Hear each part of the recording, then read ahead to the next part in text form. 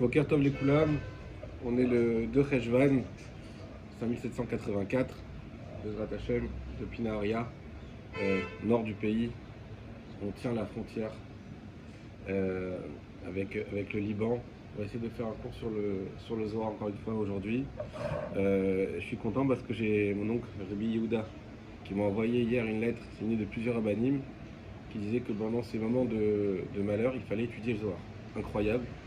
Je n'avais pas vu cette lettre avant et voilà, Mina Shamaim, cette édition de plusieurs cours sur le Zohar, Bezrat Hashem.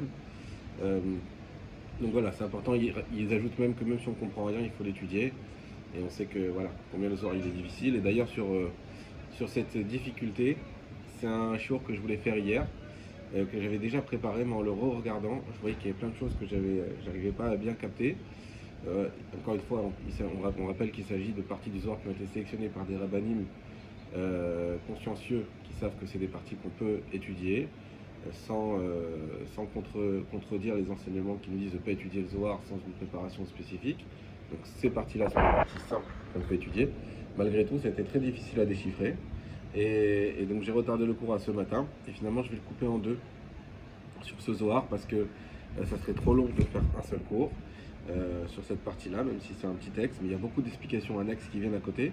Et en fait, il faut savoir un peu comme dans la Gemara, il y a des prérequis, c'est-à-dire qu'on cite plein de pasouks, on dit voilà, comme c'est écrit ici, alors voilà ce qu'il faut comprendre, mais on ne voit pas tout de suite le lien. Il faut aller chercher le pasouk, il faut le regarder, il faut essayer de comprendre, il faut regarder des fois en Rashi, et grâce à ça, on arrive à faire un lien et comprendre ce qui est écrit en deux lignes, qui s'explique finalement en plusieurs minutes.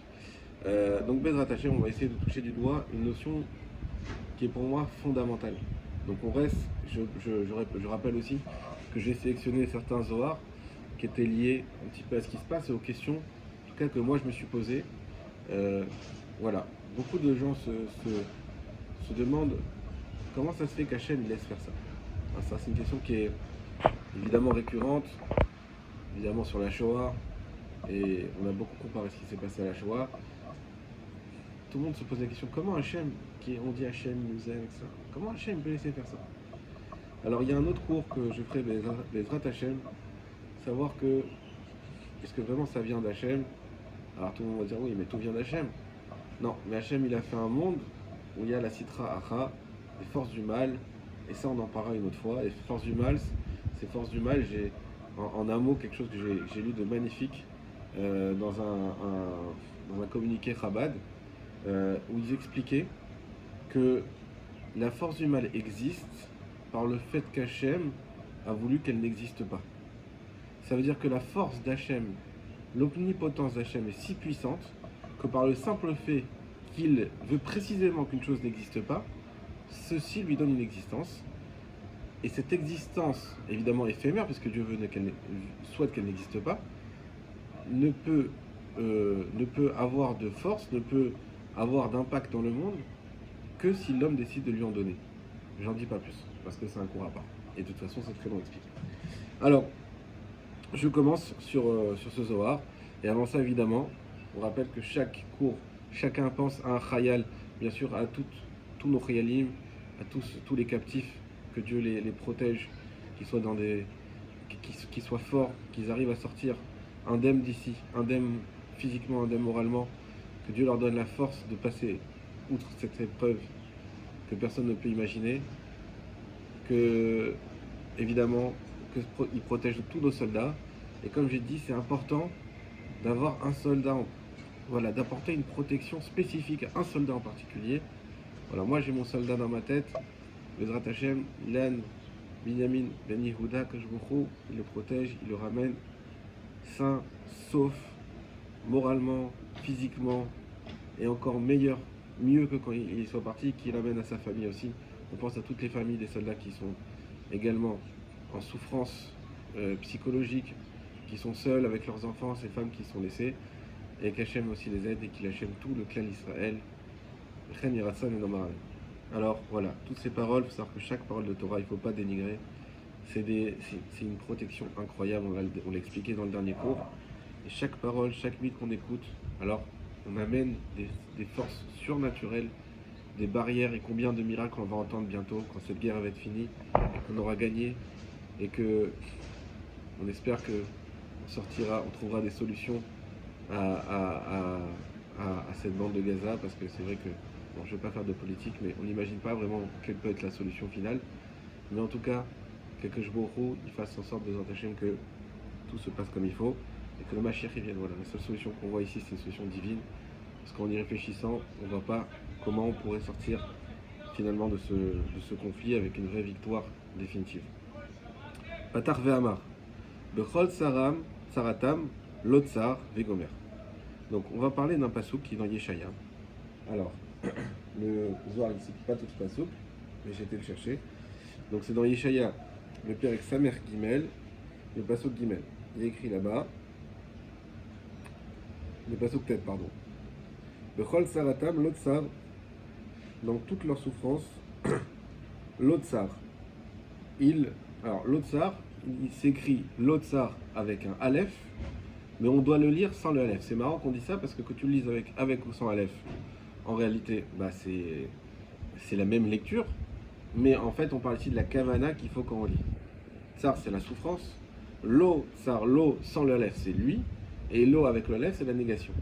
Et donc, soit ce qui est écrit vraiment, c'est lo tsar, ça veut dire que le chol tsaratam lo tsar, dans toute leur souffrance, lo tsar, ce n'est pas la souffrance à malar panavoshiam, et que Amalar, que l'envoyé d'Hachem, c'est-à-dire l'ange, c'est-à-dire que ce n'est pas l'ange qui envoie cette souffrance. Mais en réalité, nos frères nous disent non, on ne lit pas l'Otsar avec le Aleph, même si c'est écrit avec un Aleph, on lit sans un Aleph. Et pourquoi sans Aleph? L'Otsar, avec eux, ils souffrent. Avec lui, Vechol Saratam, dans toute leur souffrance, l'eau, lui, Tsar, il souffre. Hachem souffre dans nos souffrances. Et c'est ça, mes amis, qu'il faut avoir en tête. Hachem souffre dans nos souffrances. Pour tout ce qui arrive au clan d'Israël, Hachem, il souffre avec nous. Vous vous rendez compte de ça? Le Tout-Puissant, qui décide de tout, il souffre avec nous.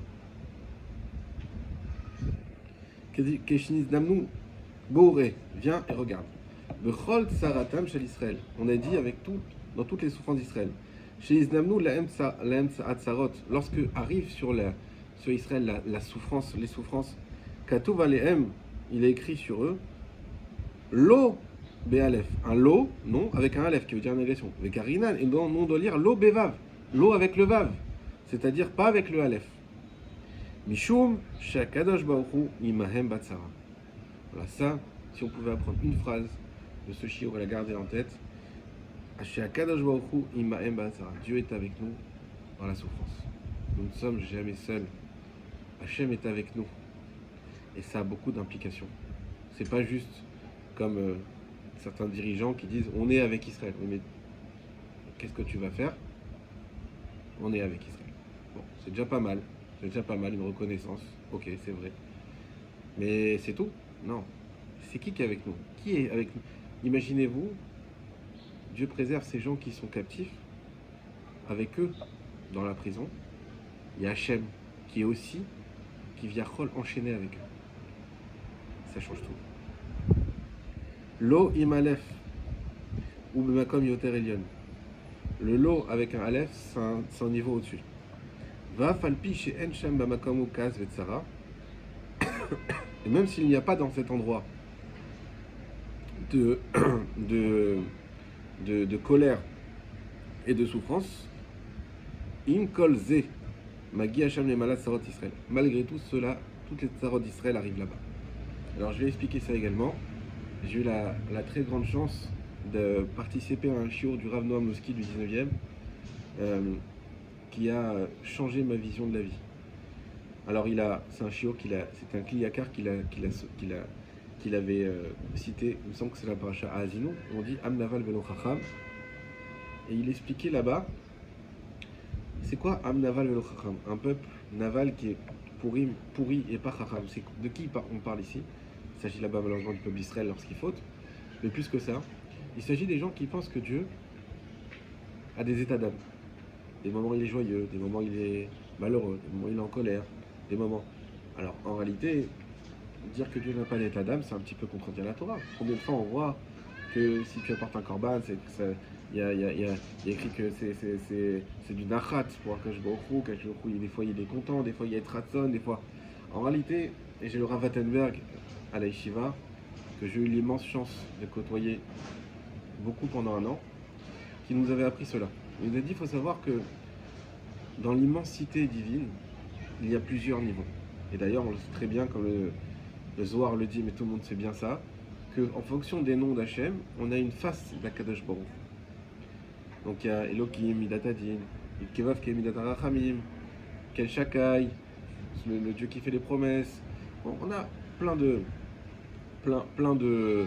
noms, et il y a le nom ultime des 72 êtres, etc.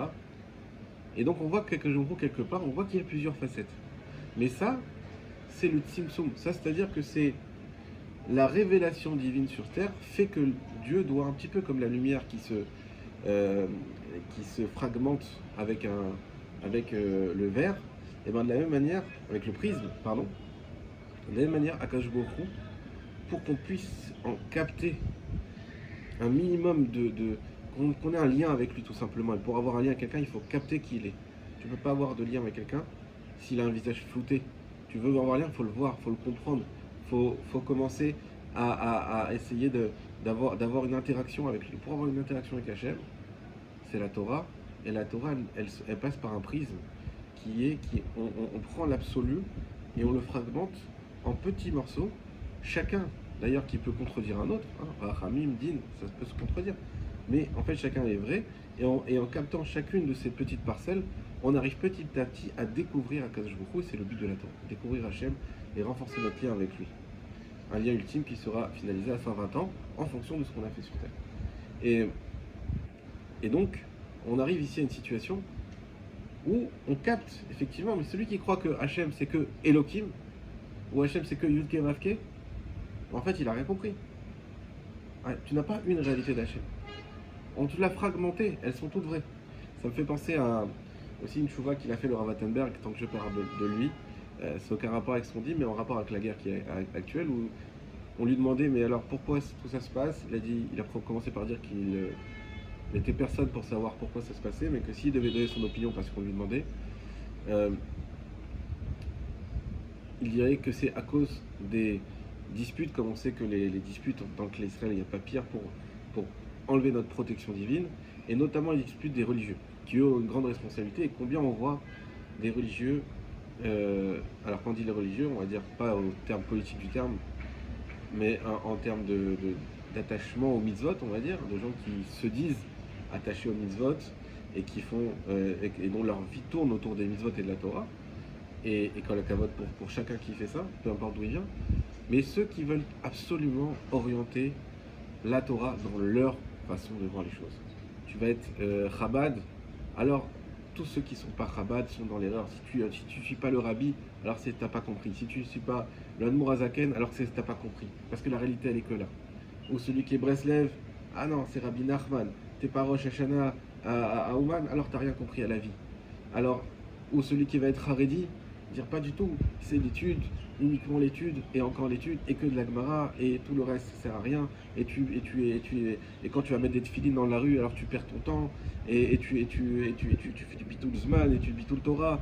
Et chacun, on ne va pas citer, voilà, moi je suis ignorant de tous les courants qui existent, je vous cite ceux qu'on connaît à peu près tous, et chaque courant, dans ces courants-là, il y a toujours ceux qui vont avoir comme ligne directrice absolue de dire, si tu n'es pas comme je pense qu'on doit être, comme mon rabbi, comme mon rav, comme Ashita, alors ça veut dire que tu es dans le... on peut même citer des sionistes. Quoi, si tu ne penses pas exactement comme moi, qu'il faut penser ça et ça sur la terre d'Israël, et ça sur les objectifs d'Akash Baruch Hu dans ce monde, et qu'il faut absolument, et quoi tu habites en France, mais comment tu oses, mais tu mets le nom d'Hachem, et tu es dans l'erreur la plus totale.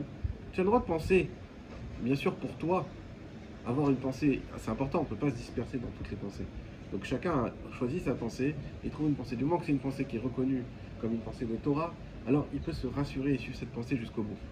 Il peut aider les autres qui lui demandent conseil et les rapprocher, ceux qui veulent être avec lui dans cette pensée, et les rapprocher de cette pensée.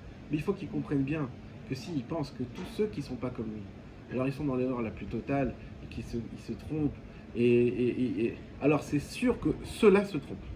ce qui est certain, c'est ceux qui pensent qu'ils ont la voie unique. Et le Haredi qui pense que toutes les chassidoutes sont dans l'erreur, c'est sûr que lui se trompe.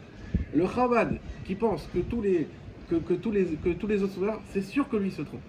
Alors que de suivre ton Rav, ton Rabbi, appelle-le comme tu veux, ton Rébé, et de suivre ta voie, bien sûr, c'est assez les Harav.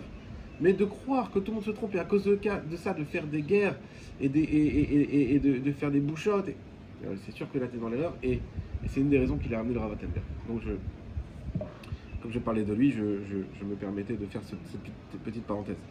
En tout cas, ce qu'on voit ici, Akadosh Baruch Hu, il est. Alors voilà, ce qu'on disait, c'est que Akadosh Baruch Hu, il y a un prisme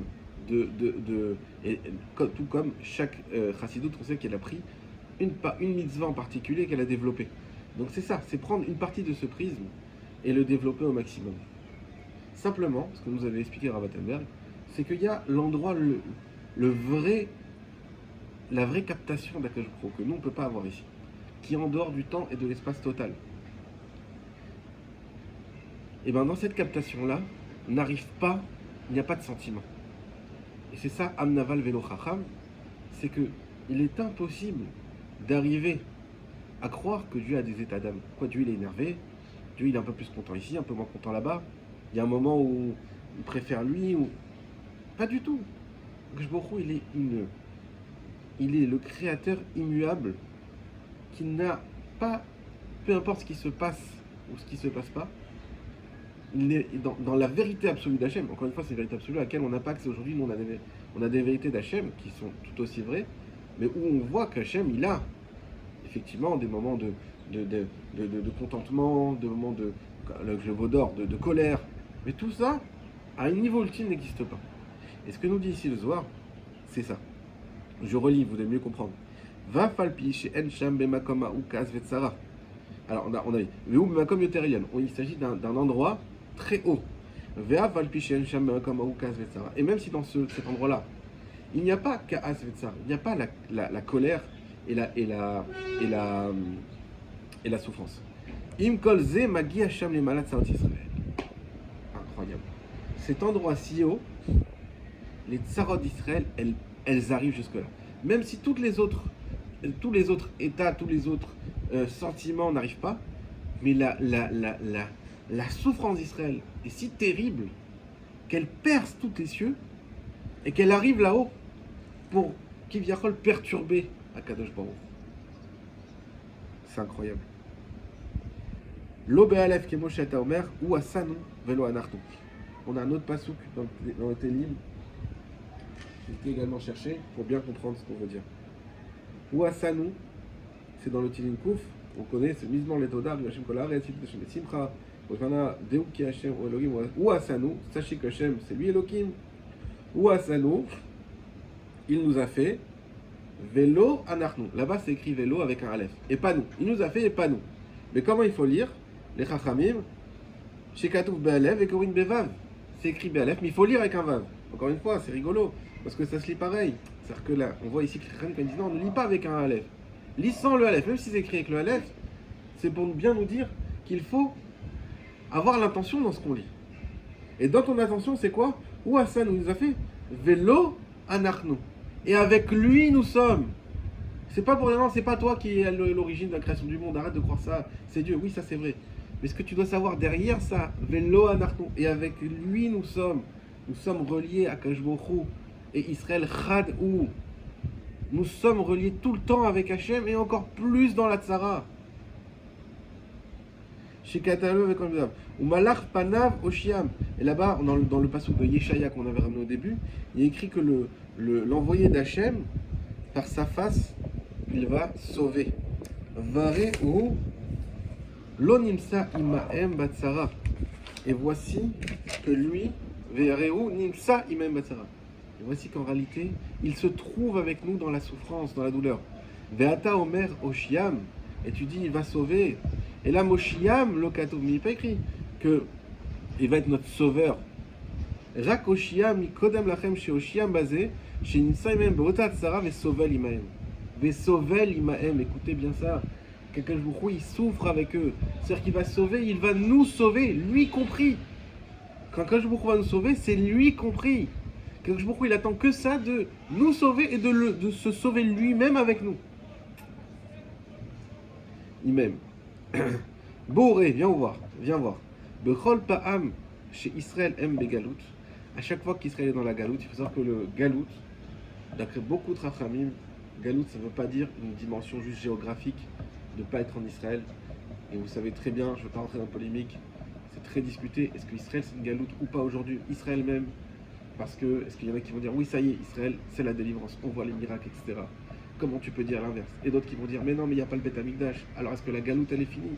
Ou est-ce qu'elle est en cours? Elle a quoi, à 50%? Est-ce qu'on peut dire qu'on est... Il y a des chachamim qui disent que dans une synagogue, n'importe où dans le monde, ça s'appelle que tu es déjà plus en galoute. Mais la galoute, plus que ça, la galoute, comme on dit en langage un petit peu courant, je suis en galoute, ça veut dire je suis en galère. Hein, ça vient peut-être de là. C'est le mal-être. C'est pas être à sa place, en fait, la galoute. C'est pas être à sa place. Et quand on n'est pas à notre place, on est mal. Quand on a un siège qui est trop petit, et on ne peut pas s'asseoir dessus, on est mal. Quand un siège qui est trop grand, on n'arrive pas aux accoudoirs, on est mal. La galoute, c'est le t-shirt qui n'est pas à notre taille. Et on vit des moments, malheureusement, où on n'est pas à notre place. C'est ça la galoute. C'est quand on souffre. C'est pas notre place d'être captif là-bas. C'est pas notre place. Ceux qui pensent que c'est pas notre place. C'est pas la place d'un Ben Israël d'être captif nulle part ni de souffrir. Un Ben Israël, il a été créé pour vivre dans la lumière d'Hachem. Voilà pourquoi on a été créé. Jamais pour souffrir. Jamais. Et les seuls qui ont été capables de souffrir tout en profitant de cette lumière, c'est des chachamim, on appelle Isurim Be'ahava. Et eux-mêmes, ils sont arrivés à un niveau où cette souffrance ne les traverse pas comme nous, êtres humains normaux. Mais tout ça, c'est encore peut-être un autre sujet. Il y a beaucoup de sujets. C'est terrible ce Zohar parce qu'il ouvre à des fondements de notre Emouna. La Emouna elle-même, qui peut dire je crois en Hachem? Il faut savoir ce que ça veut dire croire en Hachem. La Emouna, c'est pas juste je crois en Hachem. Comment, c'est quoi que tu dois croire en Hachem? On prend un autre shiur aussi sur la peur, je vous l'avais déjà dit dans le premier cours, qui transverse, qui bouleverse les choses. C'est quoi d'avoir le bitachon? Tu crois de ne pas avoir peur? Pas du tout. Et là-bas on le fera Bezrat Hashem. Mais en tout cas, Bechol Bam Shisrael Bagalut, Gam Shchina Imem Bagalut. Uvera Uhu Shekatuv. Comme on dit dans le. Donc chaque fois que l'Israël en galoute, la Shrina aussi en galoute. De même que nous on est en une situation de mal-être, Hachem aussi il souffre, il est en mal-être, il est bégalout. Non seulement il souffre, on a dit tout à l'heure, mais bégalout ça veut dire qu'il n'est pas à sa place. Hachem n'est pas là où il devrait être. Il ne fait pas ce qu'il devrait faire au moment où il devrait le faire. Parce que c'est ça, il est en galoute. Il est désorienté. Chez Katouv, Veshav Hachem el Kodecha Tchevutecha Vichamecha. Et comme il écrit dans Devarim, là-bas il y a un Rashi extraordinaire que je ne peux pas m'empêcher de le faire, même si le cours il commence à devenir un peu long, mais c'est pas grave. Veshav Hachem el Kodecha Hachem ramènera et Tchevutecha. Les captifs, ceux qui sont en galoute, avec miséricorde, il ramènera, il réunira tous les peuples, Hachem et Fitzra, Hachem Krashama, que Hachem t'a dispersé là-bas. Le Rashi qui nous dit, il fallait écrire Veishiv. Voilà, sans ce Rashi, je ne comprends pas ce Zohar. Et que Hachem, on devrait dire, il fera revenir. C'est-à-dire quoi qu'Hachem il revient, Veshav il revient. Rabotenu lamanu mikan, kivyachol shashrina shrouya im Israël betzaratam galutam, betzarat galutam. Que c'est-à-dire quoi Hachem il revient? Lui-même il est parti Hachem, lui-même il est en galoute. Kivyachol que la shrina elle est avec Israël dans la souffrance et dans la galoute. Exactement ce qu'on est en train de dire ici. Hein, ceux qui pensent que Rashi il n'avait pas accès au Zohar. Alors c'est vrai que c'est écrit aussi là-bas dans la Gemara Tanit. Urshengalin irtiv geoula leatzmo. Et en réalité, quand on dit qu'il va amener la geoula, c'est une geoula leatzmo pour lui-même. Chez où Yashuv lui-même que lui va revenir avec eux. Veod, Yashlomar, il y en a aussi qui disent chez Gadol Yom Kizu Galiot. Il y en a qui disent pourquoi aussi on dit que Hachem il ramène ça veut dire qu'il ramène que le kibbutz galouyot, quand on va réunir tous ceux qui sont galout, Koshi, ça va être d'une telle difficulté qu'il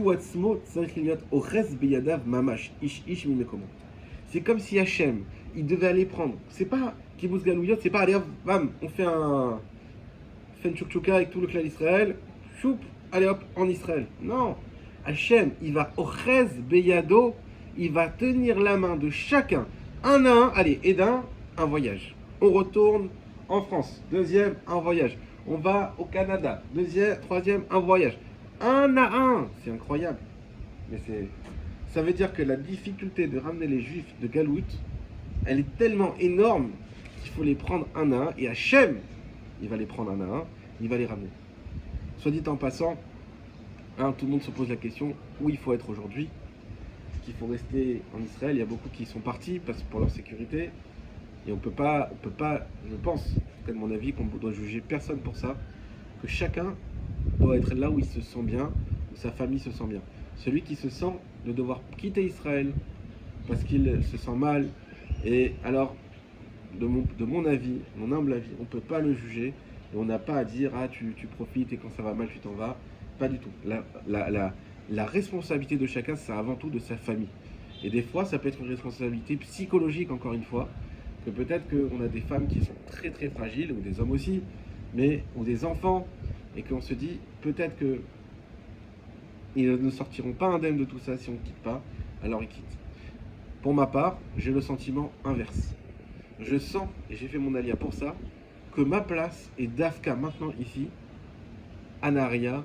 Alors évidemment que s'ils nous disent d'évacuer, on évacuera comme tout le monde, mais tant qu'ils ne le disent pas, ma place elle est ici avec ma famille, et au contraire je renforce ma famille en leur apprenant, en anticipant, en leur expliquant, et en vivant ça avec eux main dans la main. Et je pense qu'on en sortira beaucoup plus fort, et qu'on fera des enfants qui seront beaucoup plus construits à l'intérieur.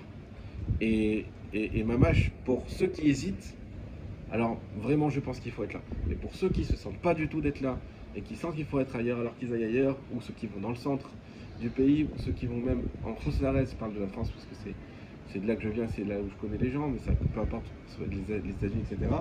Voilà, moi mon avis c'est que chacun doit ressentir au fond de lui là où il doit sentir sa place. Mais et on voit qu'on est tellement attaché à être en galoute, on a nos habitudes, on est bien, et à part ça, la galoute elle nous retient.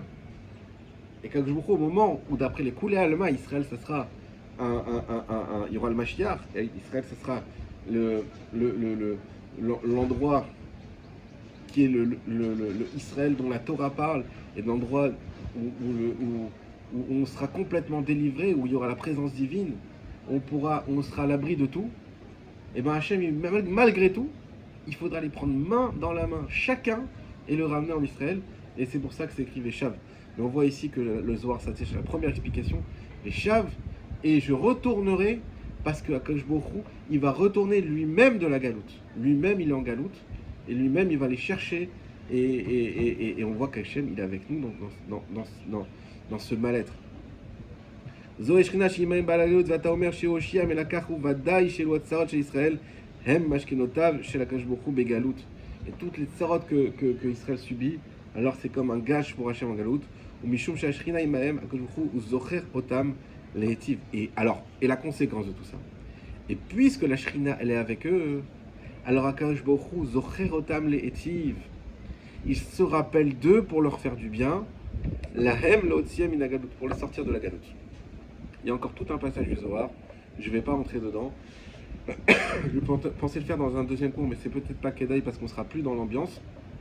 Mais simplement, il ramène là-bas que même en Yetziat Mitzrayim, qui était la première galoute par excellence, qui est la galoute dont on Zecher Yetziat Mitzrayim, et la Géoula par excellence, la galoute et la Géoula par excellence, c'est Mitzrayim. Et on doit s'en rappeler à chaque jour, et tout ce qu'on fait, on s'en rappelle. Et qu'est-ce qu'on dit là-bas? Qu'avant d'entendre le cri de Klal Israël, que je crois que c'est d'abord appelé d'eux. Pourquoi? Parce qu'il était avec eux en souffrance. Il était avec eux en souffrance. Donc mes amis, on terminera sur ça. On a fait un cours plus long que je pensais, mais c'est pas grave. Je pense que ces notions-là, moi en tout cas, elles m'ont beaucoup appris. Et j'espère qu'elles vont vous aider à savoir une chose. que ce soit dans les tsarotes qu'on a aujourd'hui, qu'on connaît, ou que ce soit d'autres, ou même les petites tsarotes. Mais c'est sûr qu'Hachem, il est tout le temps avec nous et il souffre avec nous. Alors pourquoi Hachem ne délivre pas? Il souffre. Hachem peut tout faire. Oui, mais Akadosh Baruch Hu nous a donné les clés du monde, mes amis. Nous avons les clés du monde et il s'est interdit lui-même d'agir contre ce que nous-mêmes nous ferons. Nous avons les clés de ce monde et nous expliquerons dans un cours en quoi le monde évolue en fonction de nos actes. Alors c'est sûr que la finalité, ça c'est Hachem qui la décide, peu importe nos actes. Et donc il y a un point de départ, un point d'arrivée. La question c'est la courbe. Hachem dit dans la Torah, ne va ni à droite ni à gauche, va tout droit. Mais si tu décides d'aller à droite, alors tu vas rencontrer des chemins qui n'étaient pas prévus, qui n'étaient pas les bons chemins. Mais quoi qu'il arrive, tu vas arriver ici. Si tu vas à gauche, c'est la même chose. Donc Akadosh Baruch Hu nous a donné une ligne directrice. Et le point d'arrivée que Akadosh Baruch Hu a dit, comme on dit, que pour le Mashiach, soit on l'aura par notre mérite, la ligne droite, soit on l'aura contre notre gré, la ligne tortueuse. Mais dans tous les cas, Hachem, même si on prend cette ligne tortueuse, même si on en est la cause, Hachem, il est avec nous dans cette souffrance. Hachem, et quand je dis qu'on en est la cause, n'allez pas croire que je suis en train de dire que ceux qui sont Dieu préserve en souffrance, ils ont fait, c'est par rapport à leurs actes pour que ce soit, on parle ici de la globalité, du clan d'Israël. Chacun, Kol Arevim, Kol Israël Arevim Zelazé, chacun, moi avec ce que je fais ici, aujourd'hui d'écouter un Dvar Torah, j'aide tout le clan d'Israël. C'est pour ça, c'est ça les héros.